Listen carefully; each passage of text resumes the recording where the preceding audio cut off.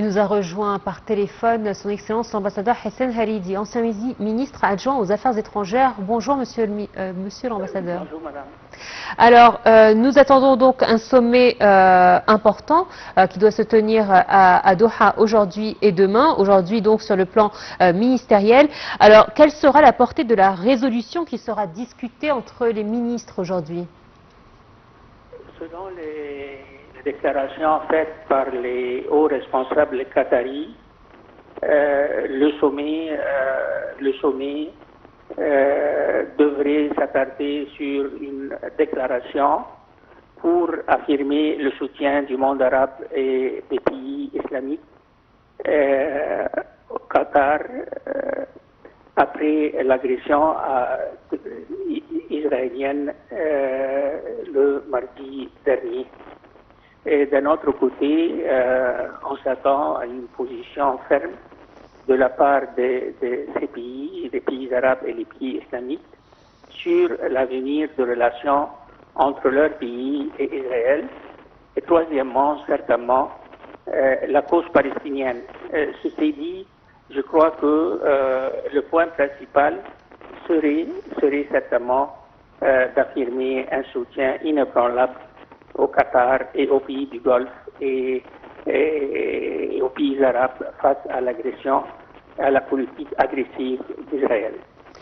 Monsieur l'ambassadeur, concrètement, quelles sont les réponses possibles qui peuvent être faites donc par les pays arabes et musulmans à cette agression israélienne?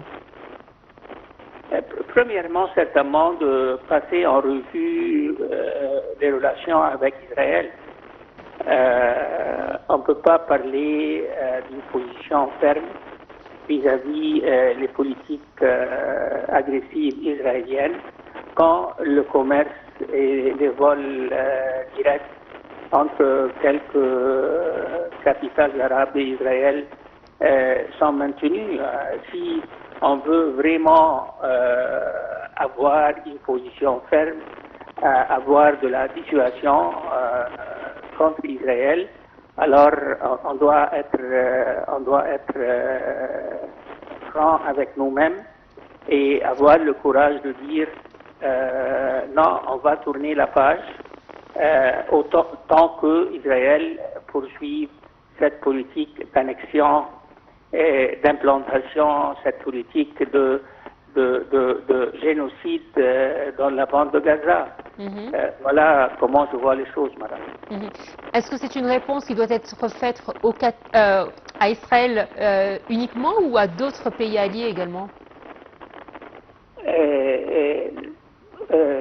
Dans ce contexte, les pays arabes et les pays islamiques devraient se concentrer sur le rôle américain dans les attaques israéliennes contre le Qatar le mardi dernier.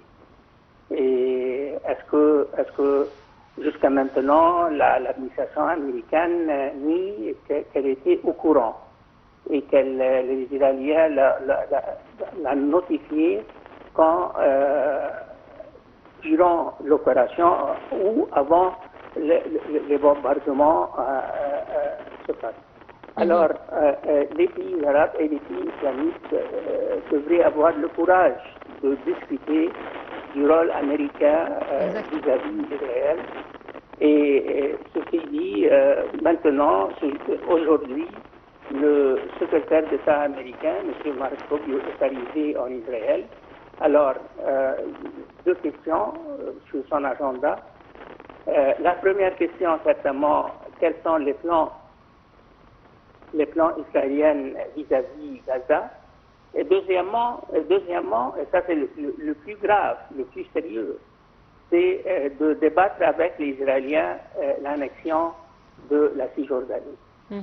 Et cette visite vient certainement 24 heures avant la convocation de ce sommet islamo-arabe. Et justement, est-ce qu'il faut envoyer un message?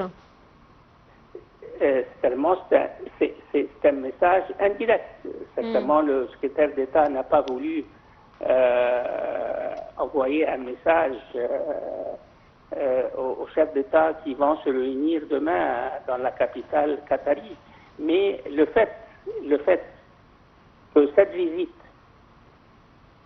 ait lieu, certainement ce n'était pas planifié, mais voilà, c'est le hasard du calendrier.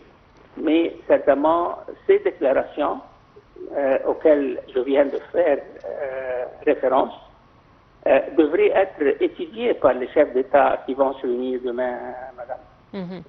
Votre Excellence, c'est toujours un plaisir de vous avoir avec nous. Donc, merci à vous. Nous avions l'ambassadeur Hassan Haridi, ancien ministre adjoint aux Affaires étrangères. Merci à vous. On poursuit notre journal avec la situation sur Gaza. Alors, des sources médicales palestiniennes ont annoncé que plus de 60 Palestiniens, dont 45 de Gazaville, ont été tués par les tirs de l'occupation israélienne. L'armée de l'occupation a d'autre part détruit la tour Nour dans le quartier de Tal el-Hawa à Gaza, une des plus importantes tours résidentielles de la ville, détruite par les forces de l'occupation au cours des derniers jours, prétendant de faire endommager les infrastructures du mouvement